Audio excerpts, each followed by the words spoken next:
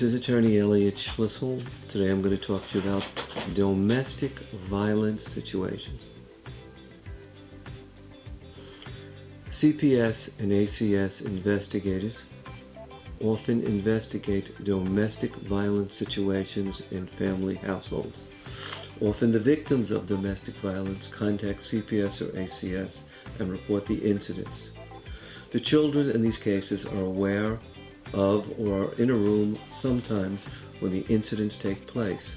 These situations involve ACS having a tendency to go after both the perpetrator of the domestic violence as well as the victim of the domestic violence.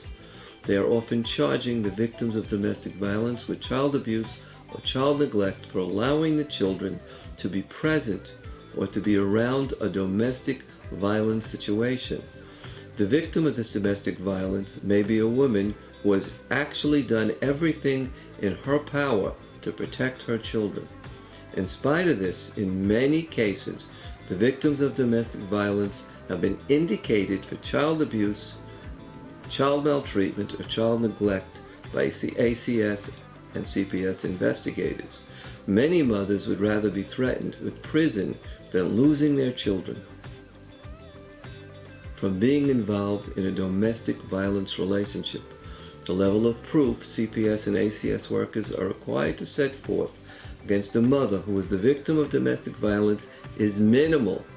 In these cases, it often makes it very difficult for the mother to defend herself. There is often situations when the mother is charged with failure to protect children, or the mother should have known to remove a child or children from a household that may be subject to domestic violence. In many cases, the mother may have no place to go.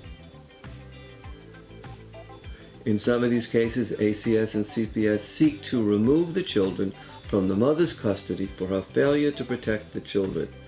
Failure to protect the children is not from the abuse, but from being present while the mother was abused. These stories of abused women being prosecuted by CPS and ACS have been documented on many occasions. Unfortunately, CPS and ACS only have the ability to deal with protecting the individuals subject to domestic abuse. They have absolutely no authority to prosecute individuals who engage in domestic abuse. This is Attorney Elliot Schlissel signing off.